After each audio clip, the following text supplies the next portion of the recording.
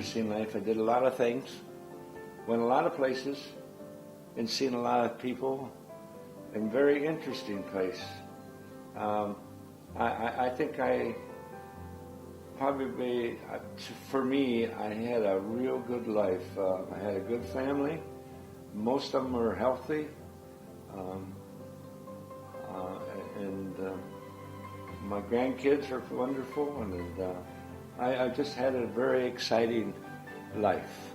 A lot of interesting things, and I wouldn't take $1 million for all of it, because it's been pleasant, and I'm very happy for all of them.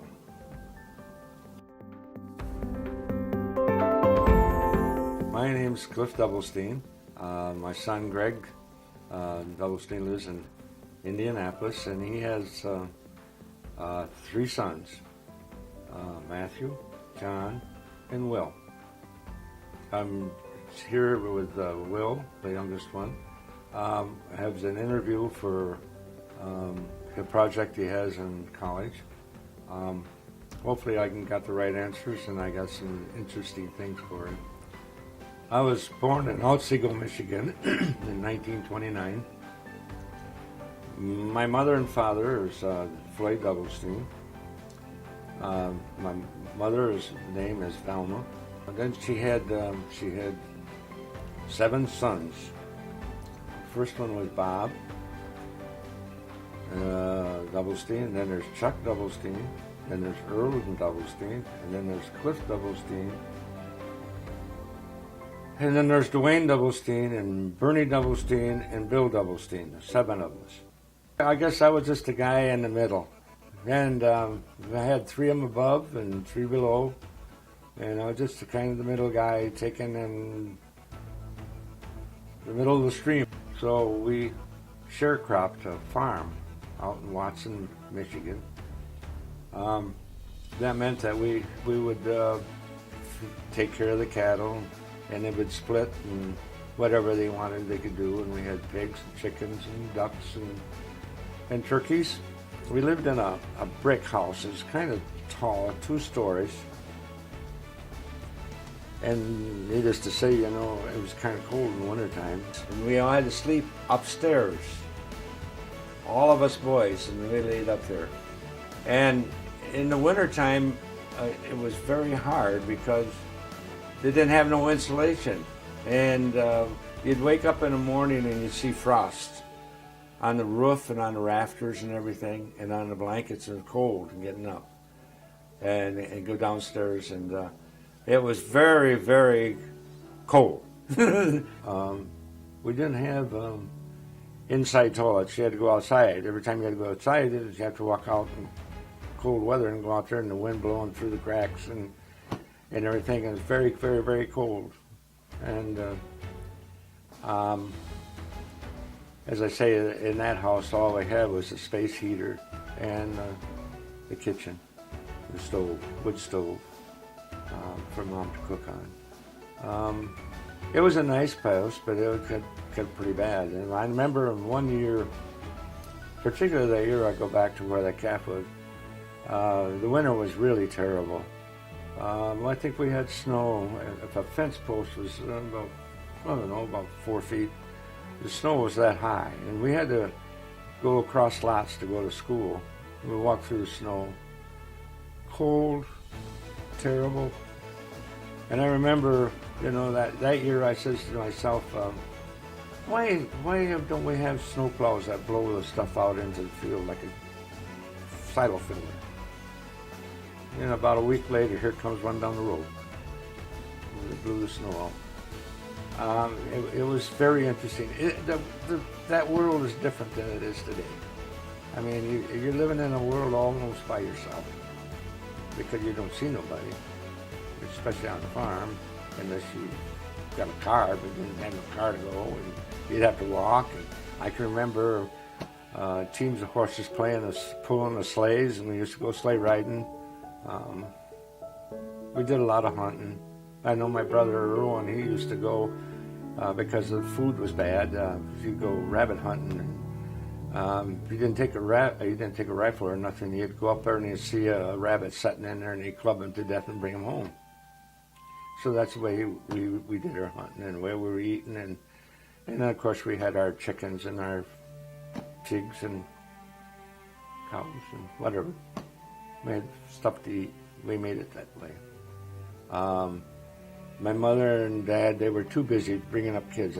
My mother, she'd get up in the morning and she'd make 12 loaves of bread in the morning and do the things she had to do, the laundry and the canning and all that sort of stuff. That was the way it was back in those days, because we were, we lived in the time when we were going into the Depression and coming out of the Depression. And so things were done by your parents, more or less, than they are today. I mean, you couldn't really go to a store like you do today. You didn't have the money. You didn't have the transportation. The lessons that you really is you don't, you can't do anything to change anything. You just have to live with the program the way it is and try to make things work and help and work together to accomplish what you want to do in life. And eventually you get through it. We did all right. Mom and Dad were not religious very much, but they did go to church, and they were brought up, and they did have their faiths. They tried to direct us the best way they knew how. It was 7 brothers, kids, and I thought they did very, very well under the circumstances and under all the things that they had to put up with. I loved farm work, and I loved animals. And so I enjoyed that. The other guys seemed like that they had things that they wanted to do, go hunting, or they had some friends that they had a car or something to go. But I didn't have that kind of thing. That's kind of the thing I was. I was kind of laid back a little bit and took on the responsibilities, because my dad could not do a lot of things because he was in bad health. Bad health. I don't know if anyone knew what he had a lot of operations, and he couldn't do a lot of things, so it kind of relied on the kids to do a lot of this stuff. And had some pleasant experiences with some of our livestock. I had a little calf named Billy, and I really grew tight, really close to him. Every morning I'd go out and see how he was doing, and the weather was cold and freezy, but one morning I walked out there and I found that he had lost a ear, had frozen off, and I felt so sorry. But before that, he was one I trained, from nursed him and showed him how to drink out of a bucket, and I took my fingers and put them in his mouth so he'd suck on my fingers, and then I'd stick his head down in the bucket, and finally he just took off and started eating and drinking. On this farm, I went to a one-room school. There were probably 8 or 9 people in this school, and there'd probably only be 1 or 2 in each class. I can remember I was the only one in my class, and I was kind of one of those clowns that liked to clown around a little bit and put the girls in front of me pigtails into the ink wells or something, and just a joker. But didn't learn much out of there. Just the basics, mathematics, language, and history. But that was an interesting part in my life, as one-room school. Yeah, I played football, a little bit of baseball, but mostly, and a little bit of basketball. My best one was probably football, where I enjoyed football, and I was the center, and it was fun. We moved from there up to Wayland, Michigan, and the reason why we did that, Chuck had a job there, and so he lined up a house for Mother and Dad, and we moved there, and we lived on Park Street for many, many years, and I graduated from Wayland High School in 1948. After that, graduation, I went to the Air Force for 2 years. I was a commuter teletype operator. Wasn't very good at it because I could never coordinate my fingers. But that's where they put me, and that's what I had to do. So, yeah, typewriting and sending the messages through to center to whatever they wanted to do. It's just like I don't know how to explain it. Really, it's just a teletype operator. That's what they call them. My home base was Langley Air Force Base in Virginia. Went to school out at March Air Force Base in California. Went back on maneuvers down in Greenville, North Carolina. And after that, I got out in 2 years. I had a Class B allotment, and they said I could get out. So then I come home and didn't do much. I finally got a job. I think his first job was Reynolds Aluminum in Grand Rapids. And I worked there, I don't know how many years, I can't remember. I think probably 3 or 4 years at least. It was it wasn't a lot. I can't remember. It seemed like it was about $1.49 an hour. But that's what, just the numbers in my head. Well, I guess I just spent it most of the time on me and help Mom and Dad with some of the help that they needed. But I guess most of it was just used for entertainment for myself, I guess. There wasn't a lot of money anyway. It was 25 cents to go to the movie. And then we'd have an ice cream cone at night, nickel. And then we'd go home. Just sit around and listen to the radio, and listen to Joe Louis on the radio. I remember going to my uncle's, and we sat there and fight, hitting one to another. And it was over the radio. We didn't, and TV, I can't remember when we had first TV. It seemed like that was in Wayland, in that little house in Wayland. That was a long. We got along without a TV for a long time. My happiest time was when I got my first car. It was a 1949 Chevrolet. I had little skirts on them. That was a nice car. The lady had the car, and I bought that.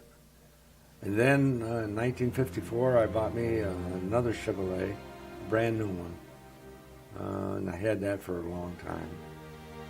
And then I can't remember from there on. But I worked for PBS, and I was a salesman, and they furnished all the cars. So then I had quite a few cars then. No, I was just one of those guys. A bunch of us guys wanted to go to Chicago. And I said, okay, we'll go to Chicago. We went down there, and we walked down the street, and we walked by a tattoo place, and they says, hey, guys, I'll get one if you will. I said, okay, I got one. Well, I kind of disappointed, and I wish I didn't have it anymore, but I did it, and they didn't. So and then they went to the carnival and spent all afternoon, and I laid in the back seat of the car, my arm hurting like mad all afternoon. So that's basically the story of it all. I guess it kind of more like I dare you or whatever, and that's what I did. I'm not really proud of it, but I got it, and that's the way it goes. And then that was before I even graduated, went to school. And I felt like an idiot out there on the floor with a tattoo playing basketball. I left Reynolds Metals, and I got a job as working for PB Gas and Sons as a driver. I got that because I married a girl, her dad was working at PB Gas, and so I drove back and forth from Wayland to work, to Reynolds and both PB Gas. Then I started a family. I got to become to know the Lord when I was with my first wife, Marilyn. And I came to the Lord then, and I lived that way. I remember very explicitly that the day I did that, I was in the choir, I was singing, and they were having a thing, and that my whole life just changed. It became a different world. Um, and that's what I kind of, that's what I base all my life and I want my kids to do and everything else. And they all did. They all did a very good job as far as becoming in the faith with Christ. I lived in an apartment when I first got married, and then I moved into a small house where my mother and dad lived later on in life. And then I decided to build a house. It's a little subdivision in Wayland.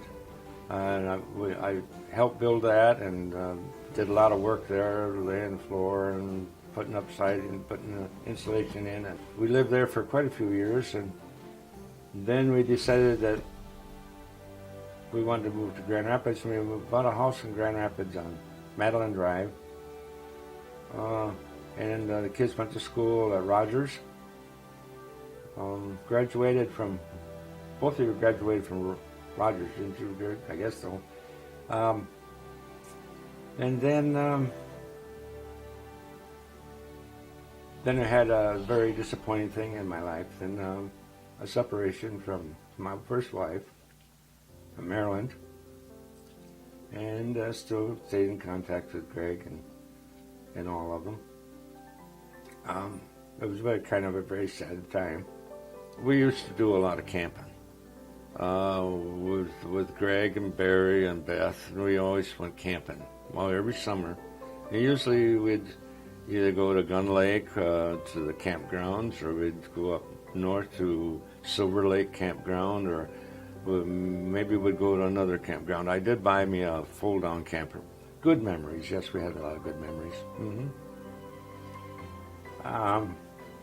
After that, I found a nice lady. Her name was Nancy. And Nancy was her dad and mom was a farmer. And I lived with her and had two lovely girls. And they're growing up now, and they both one of them lives in Jenison, and the other one lives in Ferrysburg, Michigan. Both of them got good jobs. The younger one, Debbie, she's got a job working at the hospital, working in a cancer situation. Diane, she's working in, I don't know what she does with her, but she's got a job and she's got a lovely husband. And they had 2 children. Debbie had only one child, a girl. Diane had 2 girls. After I worked at PB Gas for a while, I was offered a job as a foreman for a salesman and a foreman for preferred building maintenance in the cleaning industry. I worked for many years with that until finally I just decided that was not me for anymore. So I quit that and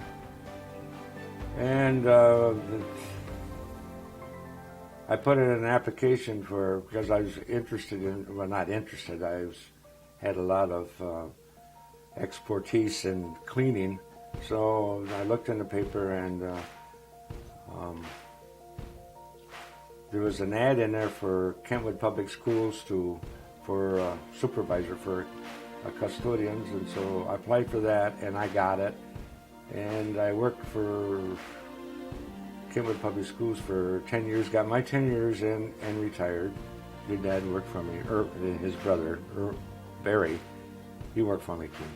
They worked while they were going to high school and stuff for me, and then they went to college, and then actually I didn't have them then. So then naturally now I'm up to this point now, going with a nice lady. There's a friend. Jane is a nice girl. We went to school together, we graduated together in 1948, and then we got back together again after my second wife died. I was looking for some companionship, and I would hope that she was too. So that's how it can happen. So that's about the highlights of my life, and had some lovely kids, some grandkids, and I forgot to give you Barry. Barry is down in Atlanta. He was my second son. Greg is in Indianapolis, which is the one is the father of the one that's interviewing me, it's Will. And had another daughter, Beth, which is, I believe, in South Carolina, and married. But she had 2 kids. Now my 2 girls, Diane went to college, Deb went to college, Beth went to college, Barry went to college, and Greg went to college, both of them, all of them. Well, I thought that was great that they had an opportunity to do that. I always wanted to have people to know a lot more than I did because I didn't have the opportunity, you know. So I wanted the best for them. I am kind of happy that most of my family is in pretty good shape. Got good husbands and wives. Everything seems to be going along. I'm not really disappointed in too many situations. But everybody has those moments in their life when you have disappointments. And I just think that things went around pretty good. I've got a pretty good family. They did very well. They educated themselves and made a nice place in society and contributed a lot. And due to their efforts and to the hard work that they put into it. And I'm really proud of them all.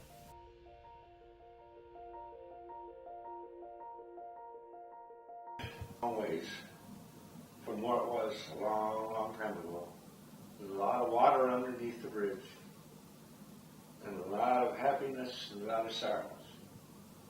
But you know, I'm still happy that I'm still here and exist today. Knowing what I know today than what I did when I was first brought into this world. We've had a lot of interesting and blessings, and we learn a lot, and I'm thankful for it all.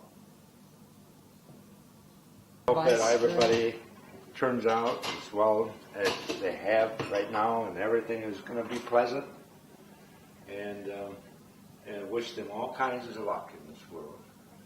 There's a lot of opportunities, and I hope everything works out fine for every one of them.